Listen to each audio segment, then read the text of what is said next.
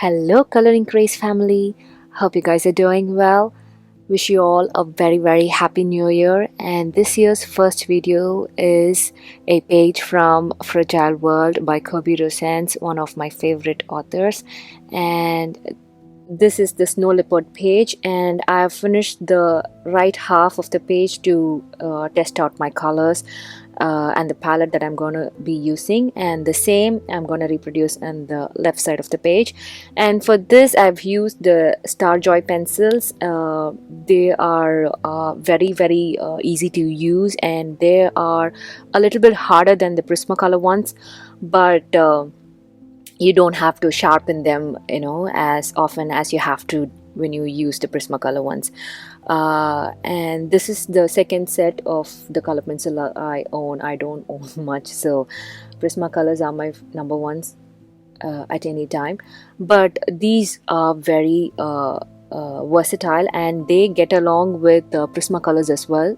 If you have to combine both of them together, and they have a good range of shades.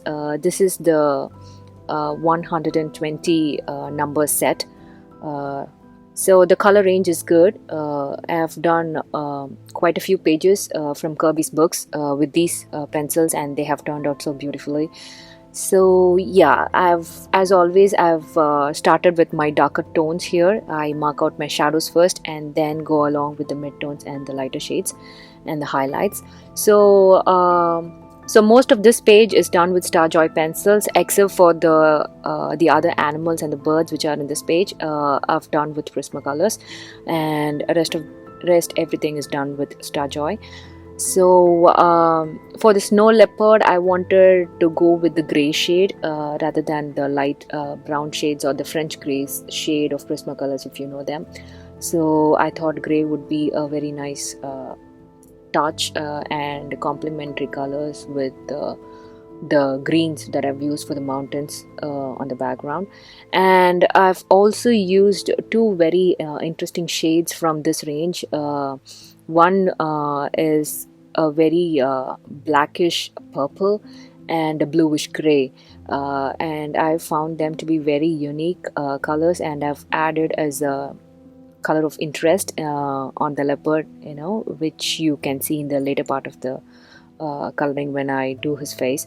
So yeah, I was terrified to take this page at first because it is a very a massive page when you look at it when you look at it in the beginning, and I was like, oh my god. So I thought, why not use first half of the page as a testing page, or maybe I'll do that and see if it works, and then I'll do the face page if it works out well. So it did work out well, and here it is.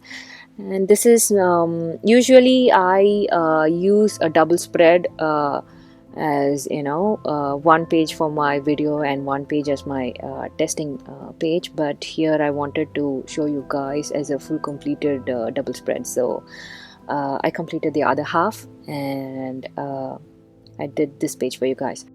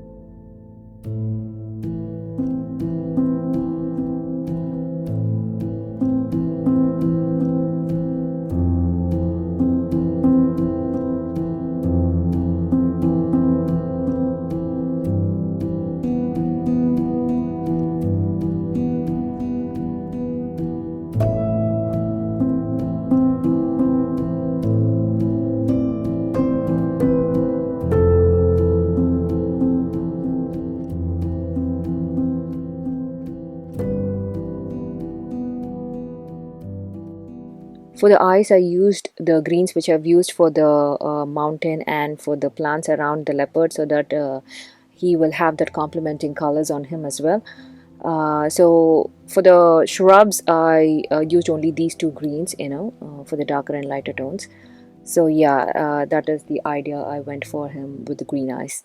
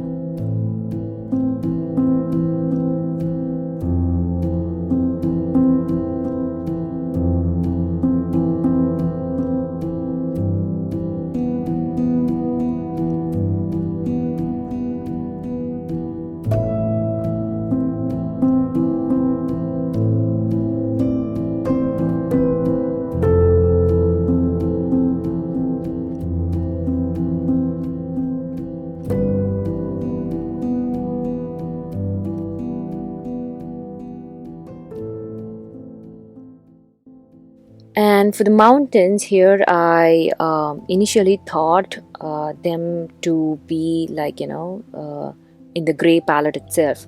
But then I thought it will wash the leopard away from the page, and he won't look, or he won't pop out from the background, and he's the main focus in the page. So I thought I would do something complementing him. So I went with this green and brown palette for the mountains, and it turned out to be very nice, and I was really pleased when I chose this way rather than the monochrome or mono palette way. So yeah, it is pretty simple, and I followed Kerby's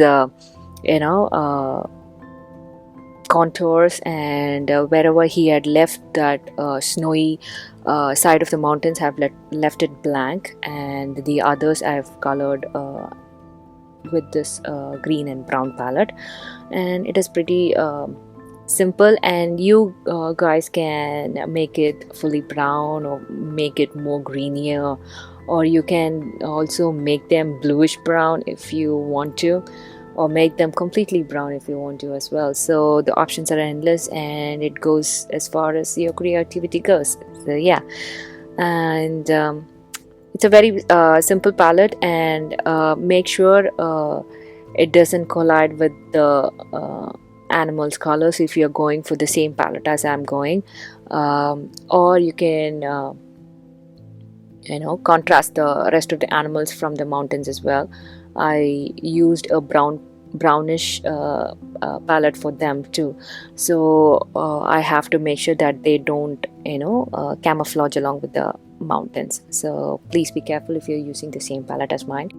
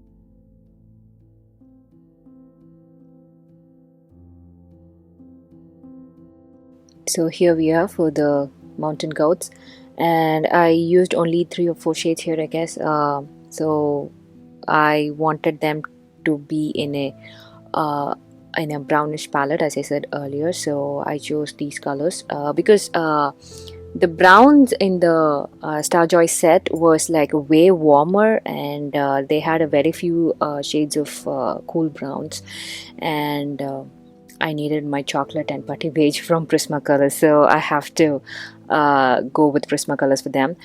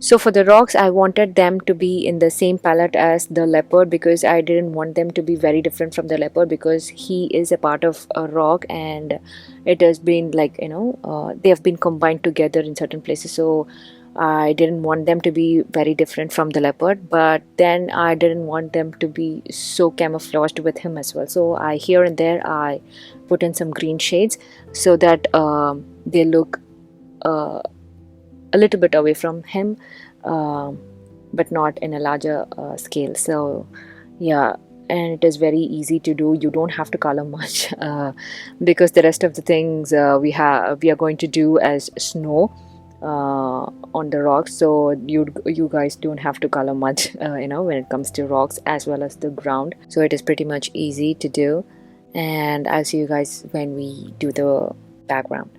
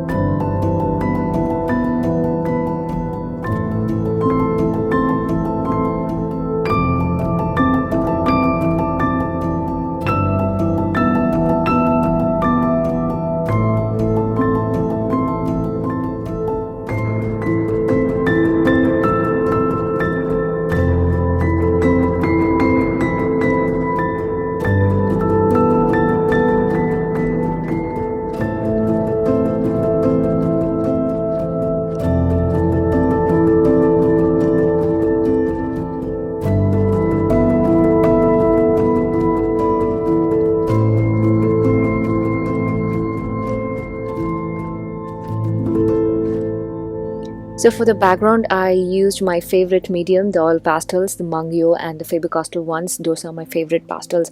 And so I wanted the sky to be like, like a gray, green, blue toned with a tint of pink here and there. So I just as you can see, just drew some random lines and here and there where I wanted them to be. And then I used a finger sponge blender, to smudge them out. Just smudge them or blend them together in the upward motions, as you can see, and it turned out pretty well. It didn't overpower the mountains, or it didn't overpower the leopard, but then it separated the mountains from the sky, and it stood out as a good contrast for the mountains. So I was pretty happy with how it turned out. And as you can see, I'm using a finger sponge blender. You can also use a tissue paper or any sponge for that purpose, or even you can use your fingers to do it. It will give you a good result. I mainly use these finger sponge blenders because they give that good texture. As you can see, the lines which run through the sky, I basically like the texture which they give me, so I use them, but the choice is completely yours. So you can use any blending tools if you want. And then I also used the kids INKPAD, 2 shades from them, the light blue and the gray. So I used them to intensify the blues and grays wherever I want. And I also used the white pastel to brighten up, to highlight the areas where I wanted them to be lighter. So I used a white pastel as well. And if you can see, I used the same gray toned I used the same finger sponge blender which I used for the gray shade, in the blue. I dipped in the blue. Yes, I mixed up the colors, but they give me good results. So yeah, took the blue out of it, and then took the blue with it, and then smudged it or blended it with the other colors on the page. So yeah, you go back and forth as long as you're happy with it, and then we can go in with the final touch, the snow touch of the page, because once we are happy with the colors, we can go with it, because if you put the snow and try to put in some colors on top of it, it is going to blend with the acrylic paint, because that is what we are going to use here, the Posca pen and some acrylic paint for the snow effect. So yes, please make sure that you're happy with the sky or any of the colors you want to add in, and then finally add in the snow. I know it looks washed out in the page right now, in the video, but in person it was so nice. You will see it in the finished picture. So yeah, I went over with white Posca all over on the black dots on the page, to cover them up, and also the black lines on the mountains. You can put the snow wherever you want, even if it is not there in the page already. So yeah, and also on the trees and the shrubs and on the stones, wherever it is needed, please cover it up with the Posca pen. And here also on the floor, I wanted that blue hint of color, so I went with the blue pastel which we used earlier and blended it with the gray sponge. Then I covered the black lines with the Posca, and you have to repeat the steps all over the page. And I also sprinkled some white acrylic paint, for the snowdrops. And that is it. Hope you all had fun watching this video, and I hope you all liked it. Please like, share and comment if you do, and don't forget to subscribe my channel if you haven't already, and I will see you all in my next video. Till then, happy coloring. Bye.